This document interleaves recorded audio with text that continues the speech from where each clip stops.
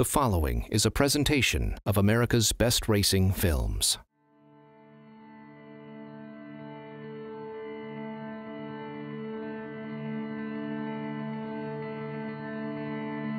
Meet international model Esther de Jong.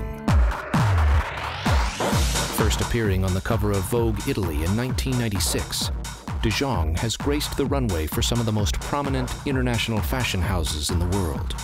From Calvin Klein, Chanel, Dolce & Gabbana, to Karl Lagerfeld, Marc Jacobs, and Alexander McQueen. I always enjoyed doing like the Givenchy runway in Paris or Dior when John Galliano was doing it because it was very theatrical. Chanel, the same. The outfits were elaborate. We would be in the Panthéon in Paris, walking down the stairs, and we had different props to play with, and it was always very special, like different from just kind of going back and forth on a straight runway.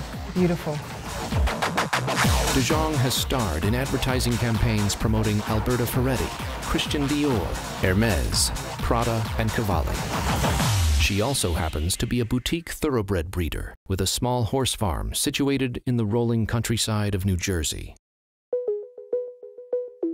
This is the story of Esther de Jong's debut inside the thoroughbred world.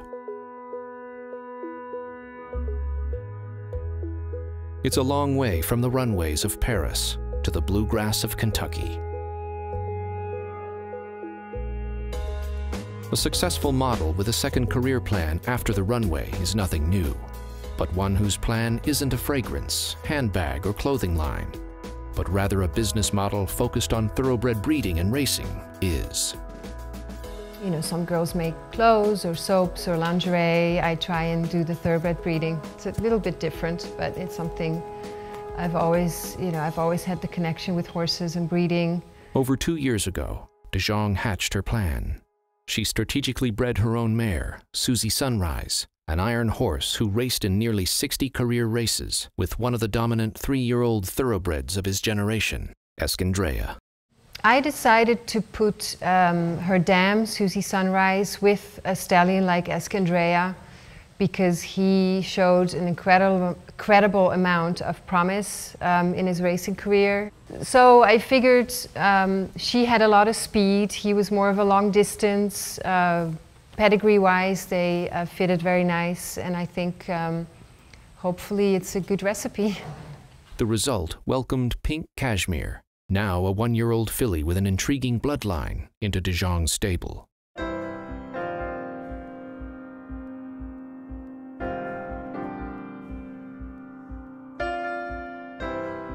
In mere days, Pink Cashmere will step into the sales ring at one of the world's premier thoroughbred auction houses. This is what I wanted to do, to breed and sell, and hopefully, you know, with Pink Cashmere's dam, Susie, to breed a horse with a lot of durability.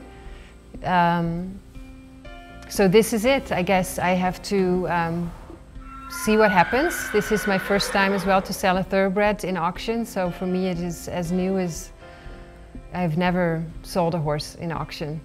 Whether she sells and for how much will determine whether de Jong's plan will come to fruition and whether her brand inside the thoroughbred world is launched. It would be amazing if the horse would land in the right hands and actually gets a good shot at racing. I have high expectations, I should say. Probably a little too high because I would really like her to sell well and sell to an amazing person, and that next year I will see her in the 2-year-old races. Those are my expectations. Esther is not alone on this journey, however. Walking each step of the way with her is her 12-year-old son, Oscar. Oscar was present for Pink Cashmere's birth, and like his mother, has been there for every emotional step. We've, you know, basically watched her grow all the way through until we shipped her off to Brookdale in June. Together, this is their journey. A shared experience harboring a common dream. Much is at stake. However, on this occasion, the bright lights won't only focus on the Dutch international model and her son. Rather, the spotlight will soon shine brightly upon pink cashmere. Her being in the sale is more nerve-wracking than getting ready to go out on the runway for any big brand, whether it be a Chanel or a Dior or a Givenchy. This is a big deal, because I think also when I do runway, it's in my hands, and then obviously this is something that I have to watch from afar and hope that all goes well. So it's, I'm actually very nervous. On the next episode of After the Runway, Esther de Jong's story, the focus moves to Brookdale Farm, where pink cashmere has been stabled and prepared for her auction moment.